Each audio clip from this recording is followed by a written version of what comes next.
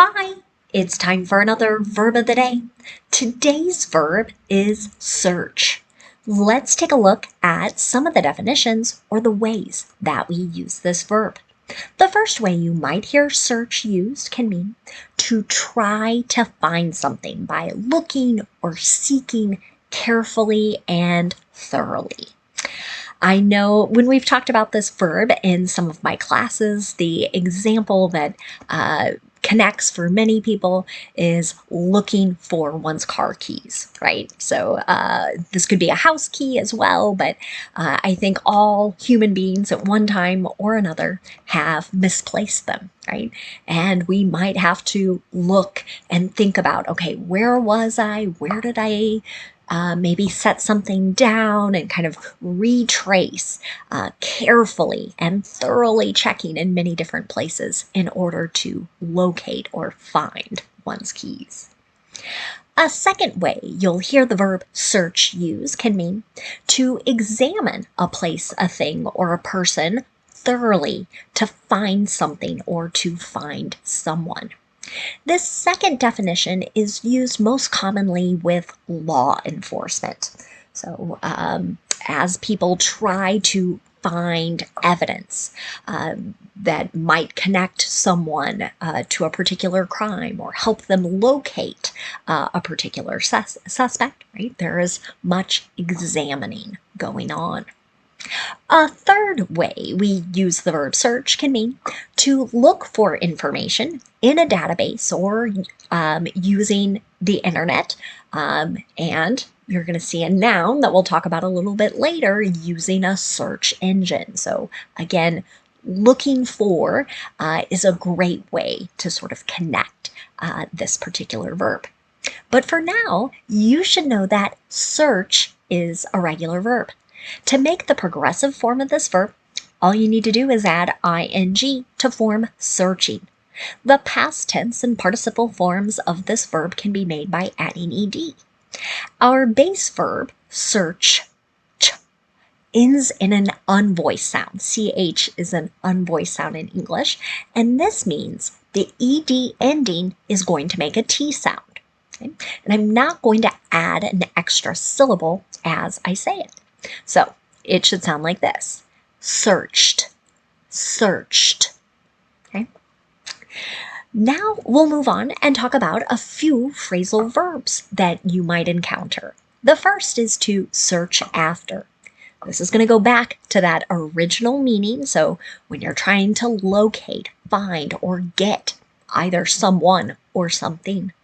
An example of this might be, he's been searching after a cure for years.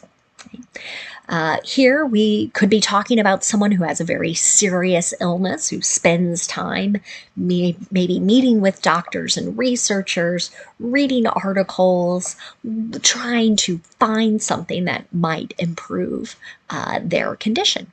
But we could also be talking about medical professionals who make it their mission, their life's work, to look for or try to locate ways that we can better treat or completely eliminate certain diseases and illnesses. Another phrasal verb you might encounter is to search for. Again, this means to hunt, seek. We're trying to discover something with it. An example of this in a sentence: the couple is searching for a unique place to get married. Right? So here maybe they're going to different venues or locations, trying to find something that seems rather special and different for them. Another phrasal verb you might encounter is to search out. Again, this goes back to that meaning of hunting, seeking, trying to discover or find something. An example of this: I searched HR out to get a better understanding of the new medical insurance plan. Okay? And in this sentence, HR might be new for some people. It's an acronym, a shortened form for human resources. This tends to be a department or a division within a company that works to hire employees, monitor or track their performance. Many times this department manages the benefits that employees receive, and then it can also work with an employee as they decide to move on, whether it's through retirement, just quitting, or even being fired. So here someone is saying, like, I tried to find a person in this department and get them to talk to me about this particular issue. Another phrasal verb you might encounter is to search through. This can mean to look through a particular place or through a particular thing in order to find something. An example of how you might hear this used: they have searched through the cabinets, but they cannot find a copy of the invoice. Right? So you might imagine people opening doors, opening drawers, going through what's inside of it, trying to find this one thing. Now let's move on and do a little bit of verb tense practice. Today, I thought it would be good to review the past progressive and the simple future with will. We'll start with the past progressive. Now, some teachers and textbooks will call this the past continuous, and that is just fine. It means exactly the same thing. We use the past progressive or the past continuous to talk about actions that were ongoing or actions that were continuing during a period of time in the past. The reason I like saying past progressive is that it can help us remember we're going to need two parts to our verb. So you can see two P's, past progressive. Think two words or two parts to the verb. So to make a sentence in the past progressive, I'm always going to start with my subject. I'm going to use a past form of be, and then I'm going to use the ing form of the verb. Now, be is a very special verb in English, and it has two forms in the simple past tense, so I have to pay attention to my subject. If my subject is I, he, she, or it, I'm going to use was, W-A-S, and then that ing form the verb. But if my subject is you, we, or they, I'm going to use were, W-E-R-E, and then that ing form the verb. Let's take a look at an example. The officer was searching the suspect's car when he discovered the weapon. Right? So, this sentence is also a good example of something we see quite often in past progressive sentences. So you will many times see one verb in the past progressive. So here it's was searching, right? And then we have a second verb, discovered. That's in the simple past tense. That is the interrupting action. So we have one action kind of going on or continuing, and another coming in and interrupting that first action. Very, very common to see past progressive and the simple past tense used together in sentences. Now let's talk about negative past progressive sentences. Okay. Again, we start with our subject, we use was or were, then not, then that ing form the verb.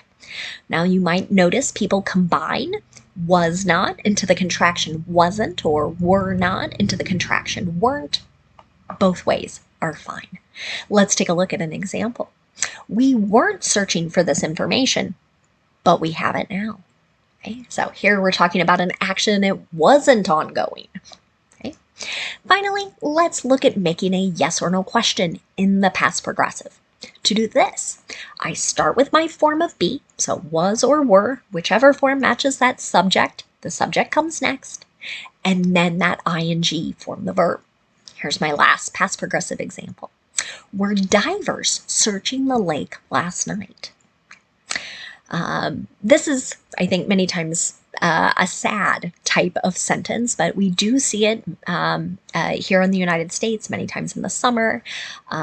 People will swim or be in bodies of water and maybe not taking the most safety precautions that they can. And so unfortunately, sometimes we have to send others in to look for them and even recover their body if it's been too long and too much time has passed.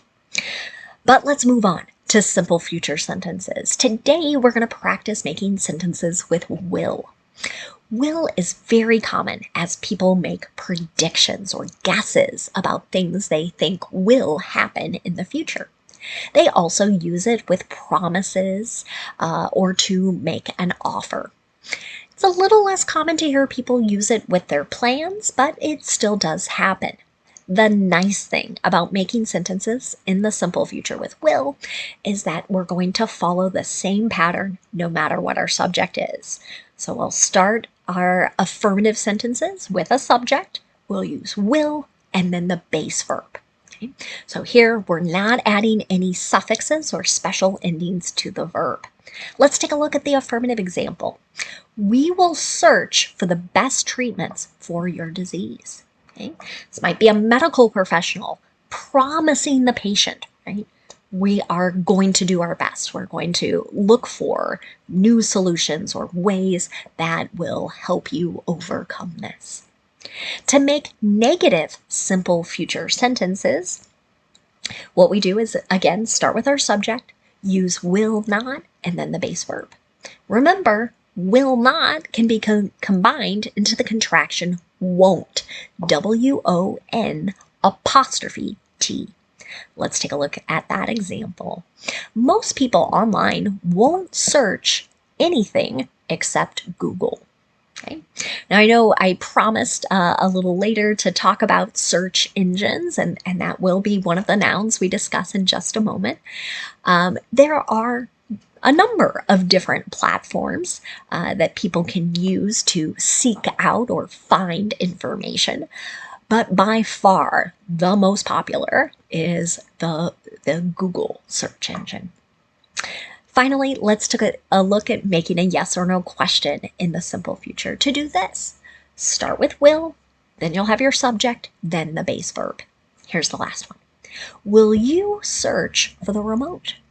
Right? So here, you might be asking someone, can you find that little device that helps us change the channels or select other programming? That's another thing in addition to keys that many people spend a lot of time looking for or searching for. But let's move on and talk a little bit about some related words now. The first word we're going to discuss is just the noun form of this word. The noun search has the exact same spelling and the exact same pronunciation. It also can be used in a couple different ways. One way to use the noun search is to talk about the act of searching for someone or something.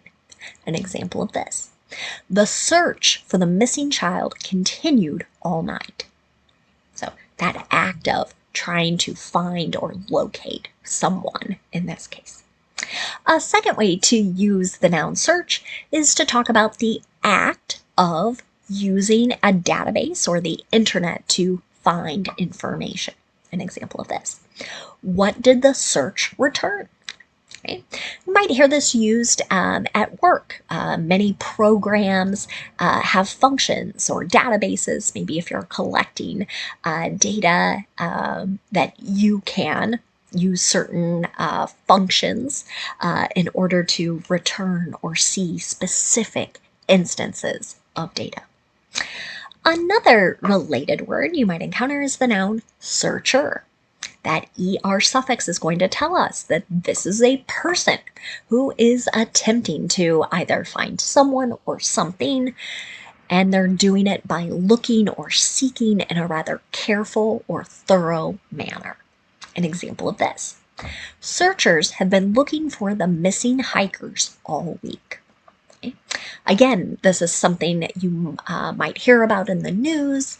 Occasionally, as people go out, they might get into dangerous situations, or there might be some type of injury that doesn't allow them to complete maybe a very fun outing they had planned for themselves. So we must send people to find or locate those who are missing.